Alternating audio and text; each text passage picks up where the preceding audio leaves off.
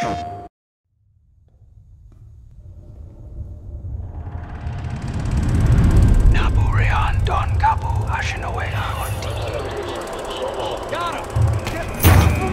that crazy? Are you trying to get us killed?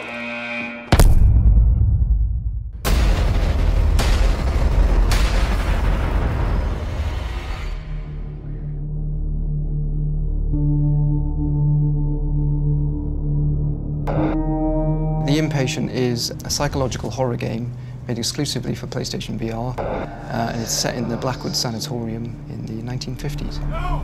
Get me out of this! It's a different kind of horror in some ways to both Until Dawn and Rush of Blood, and it feels significantly more psychological as a result. Help! You can't just leave me in here! The character in the game can't recall anything that's happened prior to the game starting, so in that sense they know as much about the story as the player knows when they embark on the game. So I think it'd be wrong for us to give anything away about that, and that is uncovered during the experience. Do you remember who I am? Do you know why you're here? The great thing about PlayStation VR is it puts you right in the action. You're playing as yourself. We make it as much about you as possible. The whole game is about your experience and how you interact with that world.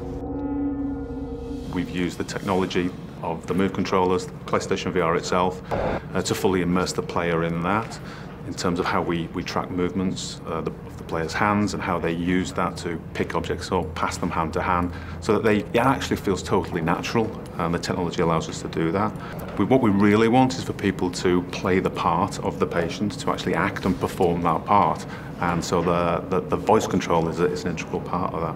If a character is speaking to you, you just say the words to respond how you'd like, and the system makes the choice appropriately. You understand I want what's best for you. I think the Inpatient in VR generally is very different, because we'd expect people to be playing this largely with headphones on, because that's the way to get the real true immersion. To actually feel quite alone and isolated in there is actually, I think, a big part of the experience. It's too big to keep quiet.